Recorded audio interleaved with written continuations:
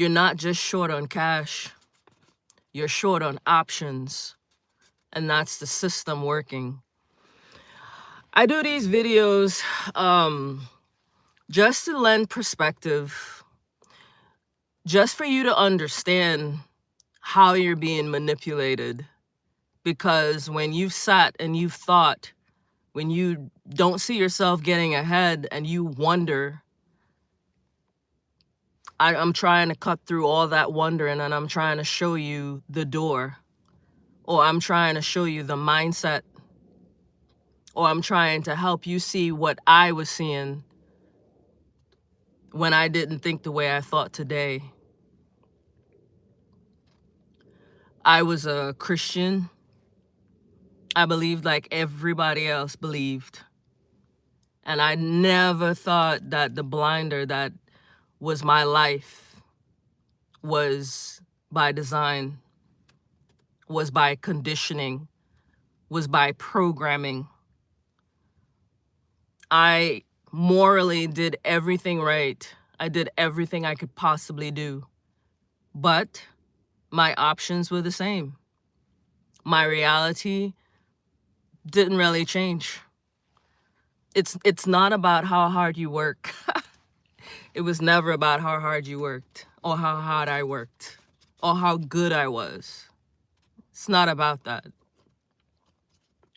So your economic status is a methodology of forced compliance. When I apply for a job, I have to take mandatory shots. I don't know what's in these shots. I've taken shots in the past for my job, and I've ended up with symptoms that are unexplained. I could go into that, but that's for another day. That's another type of video. That's a medical video. But because of your economic status, you're less likely to refuse. Because, again, short on cash means short on options.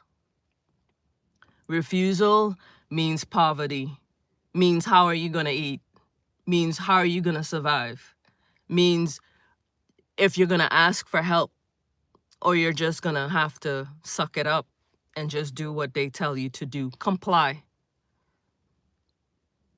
This reality, we were never supposed to live in lack.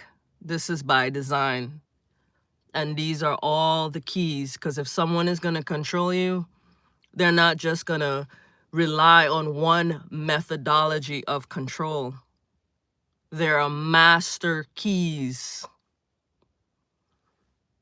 One key opens another door, and another, and another. They're not going to just depend or rely on their chains. They're invisible chains now.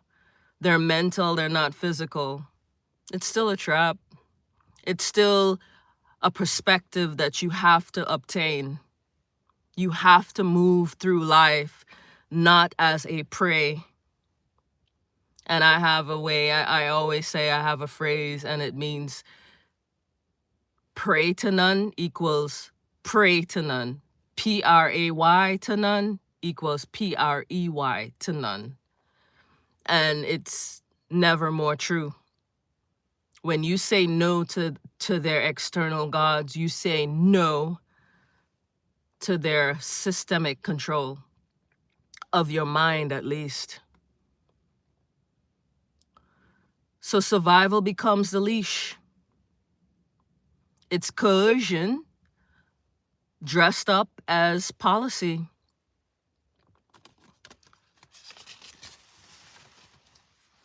Your economic status, again, it's engineered deprivation. The food deserts. You don't even, like, I have to drive all the way across town to get some good ginger. And I laugh every time I say it. I'm in my car, I'm going to get some good ginger.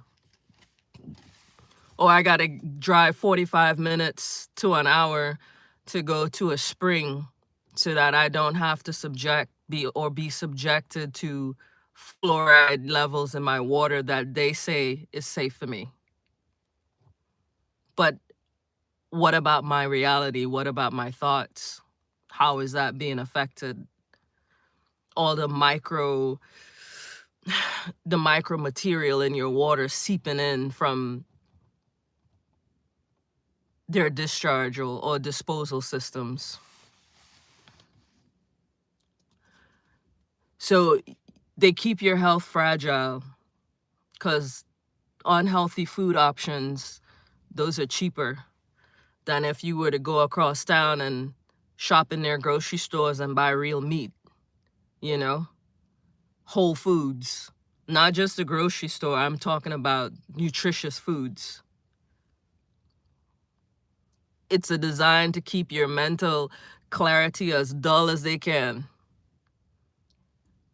And they have the audacity to have movies on TV or programming on TV called The Walking Dead because you're awake, but are you even present? Are you even aware? You're awake, but are you aware? You're dependent on their medical system because after their foods get you sick, then here's their options. It's predictable outcomes. If you live in this neighborhood and you eat these foods, then I know your life expectancy.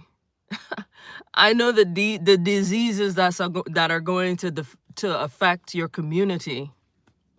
I know how you think. I know what you want. That's your economic status and how the system controls it.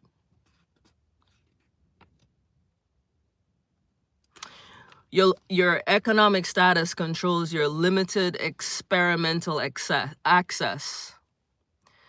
If you don't get enough experiences, it affects your creativity. It affects your hope. It affects your reality. It affects how you see things, view things. But if you don't have money to just travel across and go over here and see how these people live, what these people do, you can't see how you're living. There's nothing to compare it to. There are people that have never left their home state, their home city, their hometown. They don't know how anybody else lives. What's acceptable for them? How can I compare it to what I'm doing? How am I living? How am I really living? It controls your vision, your imagination even. And then again, your economic status controls your time. You don't think beyond survival. If you're busy working and being part of this rat race, you don't have time to vision, to rebel. And when I say rebel, I just mean to demand more from maybe yourself, to change the way that you think, to get a new plan. So that's about all I have today. I don't want to keep it too long. I just want to get on here and just open your eyes to thoughts, thinking, patterns, strategy, options. When I speak out loud too, I open my mind, open my eyes to what am I framing? What am I saying? What am I doing? It's not all doom and gloom. Like I said, it's about options. So have yourself a great day. And just be aware. Just be aware.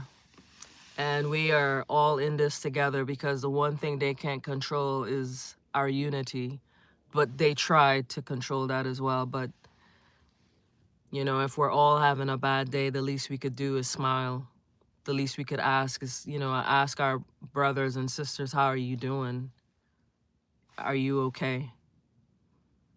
When they give labels as someone is crazy, it's dismissive, because our ancestors used to ask, you know, our ancestors used to say something's not right with them.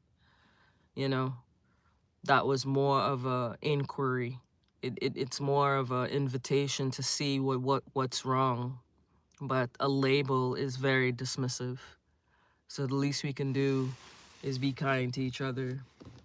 But that's all I have for today. And